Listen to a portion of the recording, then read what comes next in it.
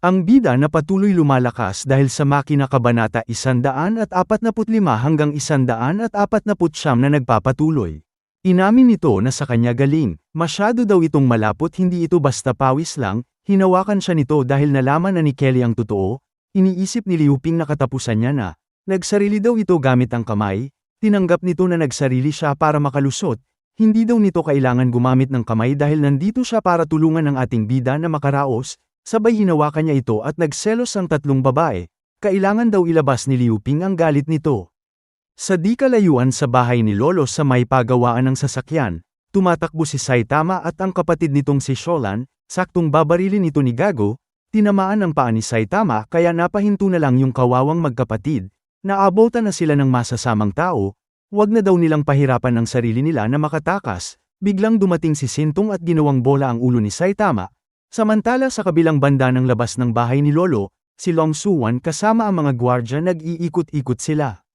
Hindi pa rin ito makamove on kay Faceless, pinag-iisipan niya kung anong kayang gawin ng maltong bata. Hindi daw dapat sila magkamali ulit, kailangan nilang mag-ingat, sinabi ni Ducking. Nawawala si Sintong, bigla siyang kinabahan sa narinig niya. Kaya agad nila itong hinanap, samantala si Sintong pinaglalaroan ng ulo ni Saitama, madulas daw.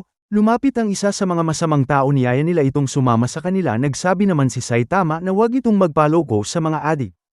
Kumakain daw ng laman ng tao ang mga ito. Hinawakan niya sa balikat si Sintong. Pagtanong nito sa bahay ni Lolo ay naputol ang kamay nito. Napa-aray kopo na lang ito at tinutukan nila ng baril si Sintong, at nagulat sila papaano naputol ang kamay nito. Sa sobrang galit nagutos ito ng paputukan si Sintong, ginamit naman ito ang kanyang kapangyarihan, nagpakawala ng 4 na goma-goma. Tinamaan yung dalawa sabay hinawakan sa leeg yung isa, sinakal niya ito ng mahigpit.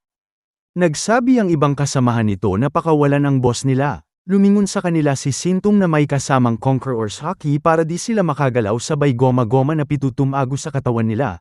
Namangha tuloy sa kanya si Saitama at ang kapatid nito, saktong dating sina Long Suwan, sila na daw ang bahala sa natira dahil imbestigahan pa nila ito. Ramdam naman ng tatlong babae ang matinding laban sa pagitan ni Liu Ping at Kelly. Sa North Caloocan Base opisina ng Research Institute nawala daw ang signal ng mga salbahing tao, at malapit din ito kung saan nawala ang signal ni Faceless. Naisip ni Zeng Chang San Tambaleslos na ang lugar na yon ay ang bahay ni Lolo kung saan nakatayo ang kampo ni Liu Ping. Binigay niya ang misyon sa ikatlong team ng Research Institute, wasakin daw ang bahay ni Lolo at tapusin si Liu Ping at ibalik sa kanya ang nanotechnology, at si Kelly napaupo na lang ito. Papahirapan niya daw sila dahil inaagaw nito ang jowa ni Zeng Chang San Tambaleslos, sabay umalis na sila papunta sa bahay ni Lolo, pinagmamasdan nito ang larawan ni Kelly. Naglalaway na ito para sa kanya lang daw si Kelly, sabay nagmariang palad ito. Hindi niya alam katatapos lang bembangin ng ating bida si Kelly at pinagluto pa ito. Binati niya ito ng magandang araw, handa na daw ang almusal. Pinagpapawisan si Liu Ping dahil nasa ilalim pa daw ng kama ang tatlong babae niya. Agad niya itong sinilip at nagulat siya dahil wala na sila. Ano daw pinaggagawa nito? Kumain na daw ito ng almusal. Masarap daw ang pagkakaluto, wag daw ito magmadali dahil may meeting pa sila mamaya. Nag-anunsyo si System na upgrade ang bahay ni Lolo. Nagunahan sila lahat papunta sa lobby para makita ang pagbabago. Pagbukas ng pinto, namangha at masaya ang lahat dahil lalo pang lumaki ang bahay ni Lolo. Hindi makapaniwala yung mga bagong sumali sa bahay ni Lolo, isa daw itong himala. Mas lalong tumibay ang guardhouse, hindi basta makakapasok ang magnanakaw. Lumaki rin ang power station, kailangan nito ng maraming energy core. Ilang beses na daw nasaksihan ni Kelly ang himala na ito. Hindi daw sila nagkamali ng desisyon. Lahat sila ay hindi alam papaano ito nagawa ng ating bida. Tiningnan nila sa taas ang ating bida na may kasamang paghanga. Nagbigay ng bagong misyon si System, talunin ito si Zeng Chang San Tambaleslos, may pabuya na 20,000 cash puntos at 5,000 energy core. Naalala ng ating bida si Auntie Lee at Valkyrie, bunga ng kasakiman ni Zeng Chang San Tambaleslos, at ang pinakamatindi, ang mahal niyang kapatid. Gusto nitong dakpin. Hinihintay ni Kelly kung anong sasabihin nito. Kailangan niya daw magsalita ng malakas para magising ang taong bayan. Ang pag-asa ng bayan ay muling sisibol na sa tao ang pagbabago para sa kinabukasan. Nag-aalab ang damdamin ng bawat isa, sabay tinawag si Kelly. Mag-meeting daw sila, mukha daw itong tunay na bossing. Nag-aantay naman si Long Suwan para pumasok na sila. Sa command room kung saan sila mag-meeting, kailangan daw nilang paghandaan ang matinding panganib. Gusto sirain ni Zeng Chang San Tambaleslos ang bahay ni Lolo. Bago sila magplano, kailangan mag-report muna ang bawat isa. Dahil na-upgrade ang bahay ni Lolo, pwede na maglagay ng automatic machine gun. Makikilala nito kung sino ang mga tao sa bahay at taong labas at diretsyong babanatan nito. Ngayon daw ay kasya ang 1,000 katao sa bahay at may 100 sapat silang kagamitan panlaban sa kalaban, humanga si Obi ang layo na daw ng narating nila. Malaki daw ang pakinabang ng nanotechnology at si Kelly naman ang mag-report, marami na daw pinapakain na tao kailangan nila itong mapakinabangan. Kaya pinakilala niya si Jinyan Gold Digger na magaling magpaikot ng tao. Napatingin na lang ang lahat dito, marami daw karanasan nito patungkol sa pag-uutos at pagtingin ng mga talento. Iniisip ni Obi na bagong bibiktimahin na naman ito ni Liu Ping, iniisip ni Jinyan Gold Digger na ang ating bida ang nag-iisang bumubuo ng bahay ni Lolo, unang batch na sumali si Lee Sin, Secretary Sara at Obi, pangalawa si Long Suwan at ducking na bodyguard ni Kelly, pinakahuling batch si Kelly, Zhang Yu at siya, kailangan niyang akitin ng boss sabay nagkaroon ng sandali na walang imikan. Nagsabi ang ating bida kung anong kasunod na topic. Si Obi naman ang nag-report na sa 231 dami ng tao sa bahay ni Lolo at kalahating taon na lang itatagal ng power supply, kailangan daw nila makahanap ng maraming energy core, natapos na rin daw ang pinagawa sa ikalawang palapag, ang Research Institute pwede silang makapagsaliksik, entertainment room makakapaglibang at sewer malilinis nito ang tubig kanal na iniinom nila. Kailangan daw nilang makahanap ng isang scientist para sa Research Institute at pinasalamatan nito ni Liu Ping. Si Long Suwan naman ang nag-report niligtas niya daw si Saitama at ang kapatid nito. Ayon sa nakalap niyang chismis ang mga salbahing tao hinahanap ang bahay ni Lolo, nasa malapit na military base sila at dinadakip nila lahat ng makitang survivor. Nagulat si Liu Ping habang si Ducking ay na high blood, tatapusin niya daw ang mga hayop na yun. Sinabihan siya ni Kelly na huwag mainit ang ulo dahil maaaring isa itong bitag. Kailangan muna nilang mapag-aralan ito bago kumilos. Tinanong siya ni Kelly kung tama ang sinabi nito, pinagpawisan at walang maisagot si Liu Ping. Inaasahan ng mga kasama niya ang mahusay na sagot, pinilit niyang sumagot kahit hindi niya alam ang pinagsasabi dahil delivery kamote rider lang ito, samantala mga kasama niya mga professional degree bago masira ang mundo.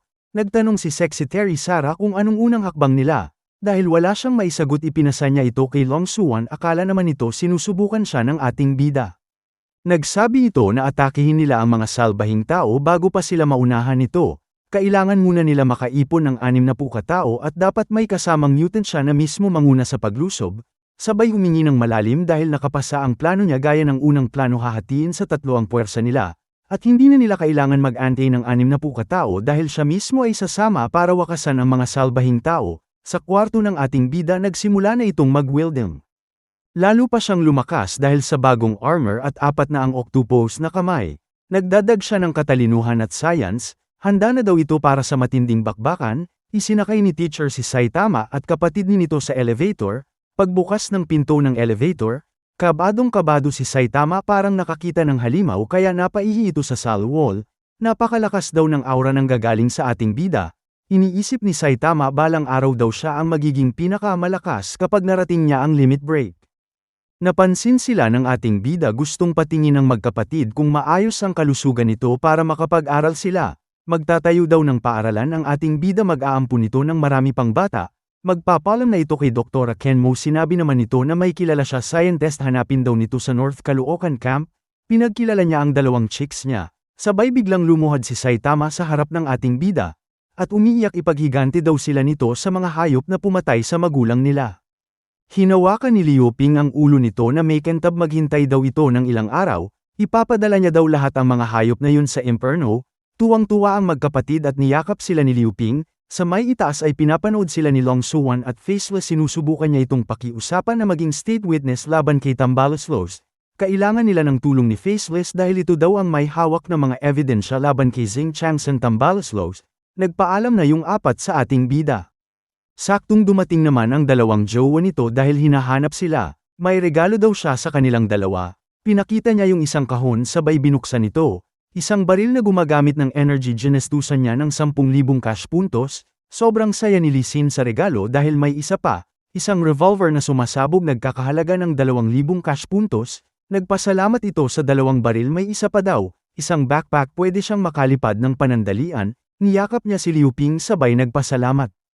At yung kay Kelly naman gumastos siya ng 10,000 cash puntos para dito. Biglang tumawag si Secretary Sara, gusto daw makipag-usap ni Chu Sanhee, sumagot ito na i-connect sila gamit ang messenger.